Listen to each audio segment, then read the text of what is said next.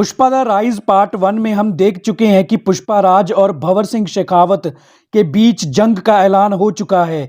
पुष्पा राज अब किसी के आगे झुकने को तैयार नहीं है और आईपीएस भंवर सिंह शेखावत की जिंदगी का अब एक ही मकसद है, पुष्पा राज को झुकाना।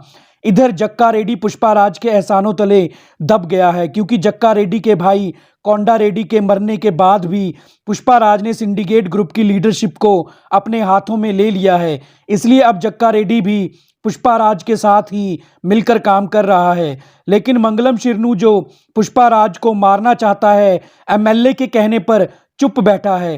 पुष्पा राज ने रेड सैंडलवुड के बिजनेस को पूरी तरह से अपने कंट्रोल में ले लिया है। अब कोई भी पुष्पा राज के खिलाफ जाने की कोशिश नहीं कर सकता। अब आईपीएस भंवर सिंह शेखावत को पुष्पा राज को झुकाने के लिए पुष्पा राज के 3 ऐसे जाति दुश्मन मिल जाते हैं जो पुष्पा राज को मारने के लिए कुछ भी करने को तैयार हैं। एक जॉली रेड्डी, जिसको पुष्पा राज ने श्रीवल्ली के आगे बेइज्जती करके मारा था और उसकी मर्दानगी को ललकारा था। दूसरी दक्षिणी मंगलम शिरनू की पत्नी, जिसके भाई मोंगलिस को पुष्पा राज ने जान से मार दिया था। और तीसरा दुश्मन पुष्पा राज का सौतेला भाई। ये तीनों पुष्पा राज को मारने के लिए भंवर सिंह शेखावत के प्लान में शामिल हो जाते हैं। सबसे पहले पुष्पा राज का सौतेला भाई पुष्पा राज श्रीवल्ली और पुष्पा राज की मां को पुरानी सारी बातें भुलाकर मुलट्टी परिवार का सदस्य बना लेता है और अपने साथ घर ले जाता है। फिर प्लान के मुताबिक पुष्पा राज का सौतेला भाई पुष्पा राज की मां और श्रीवल्ली के द्वारा पुष्पा राज से सिंडिकेट ग्रुप और सारे इल्लीगल बिजनेस छोड़कर एक इज्जतदार जिंदगी जीने को कहता है। पुष्पा राज का सौतेले भाई के कहने पर पुष्पा राज की मां पुष्पा राज से कहती है कि अगर पुष्पा राज सिंडिकेट ग्रुप का लीडर बनकर लाल चंदन की तस्करी में शामिल रहा तो इससे मुलट्टी परिवार यानी पुष्पा राज के स्वर्गीय पिता की परिवार की बनाई सारी इज्जत मिट्टी में मिल जाएगी। अब मजबूरन पुष्पा राज को सिंडिकेट ग्रुप और रेड सैंडलवुड का बिजनेस छोड़ना पड़ता है, जिस कारण पुष्पा राज के बहुत से डीलर्स नाराज हो जाते हैं और एमएलए भी अब पुष्पा राज के इस फैसले से पुष्पा राज से गुस्सा हो जाता है। इधर प्लान के ही अकॉर्डिंग दक्षिणी जॉली रेड्डी और जक्का रेड्डी के साथ मिलकर अपने पति मंगलम शिरनू को मार देती है, क्योंकि दक्षिणी जानती है कि उसका डरपोक पति मंगलम शिरनू पुष्पा राज को जान से मारने के प्लान में शामिल नहीं होगा और पुष्पा राज को मारने के लिए सिंडिकेट ग्रुप का लीडर होना जरूरी है। इसलिए दक्षिणी अपने पति मंगलम शिरनू को मारकर खुद सिंडिकेट ग्रुप की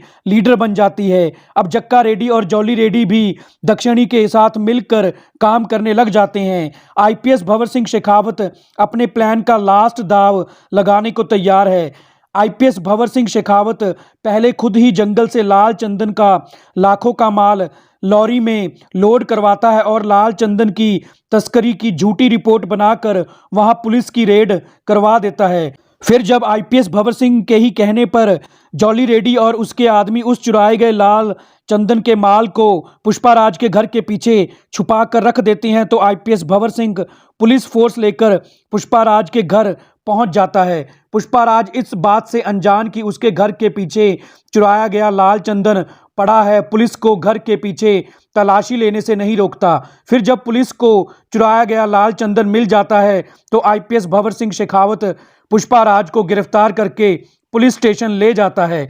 अब पुष्पा राज के खिलाफ केस कोर्ट में चला जाता है। पुष्पा राज कोर्ट जाने तक कुछ नहीं बोलता।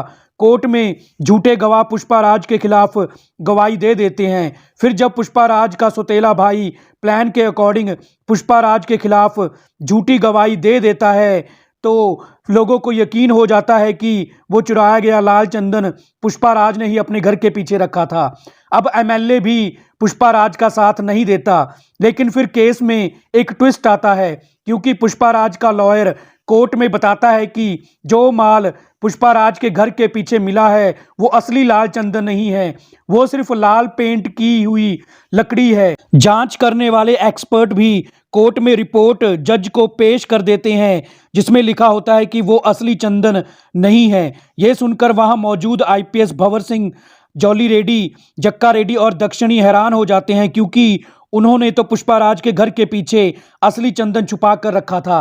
अब क्योंकि वो माल असली नहीं होता इसलिए पुष्पाराज को रिहा कर दिया जाता है। असल में पुष्पाराज को आईपीएस भंवर सिंह शेखावत के प्लान के बारे में शुरू से ही पता चल गया था।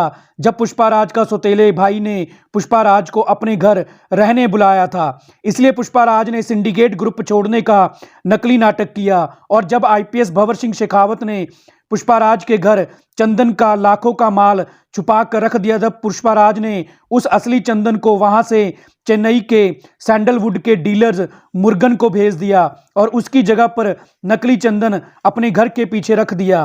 पुष्पाराज का दोस्त केशव उस असली चंदन को चेन्नई लेकर जा रहा होता है कि रास्ते में जॉली रेड्डी और जक्का रेड्डी उसको रोकने आ जाते हैं।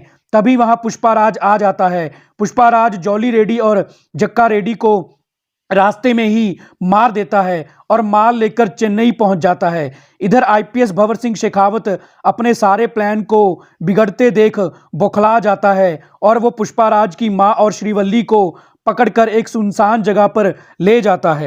वहां दक्षिणी भी मौजूद होती है। वो दोनों जानते हैं कि पुष्पाराज अपनी मां और श्रीवल्ली को बचाने जरूर आएगा। इधर जब पुष्पाराज को इसके बारे में पता चलता है तो पुष्पाराज गुस्से से भर जाता है और आईपीएस भंवर सिंह शेखावत के अड्डे पर जाकर उसके आदमियों पर हमला कर देता है। उनको एक एक करके मारना शुरू कर देता है।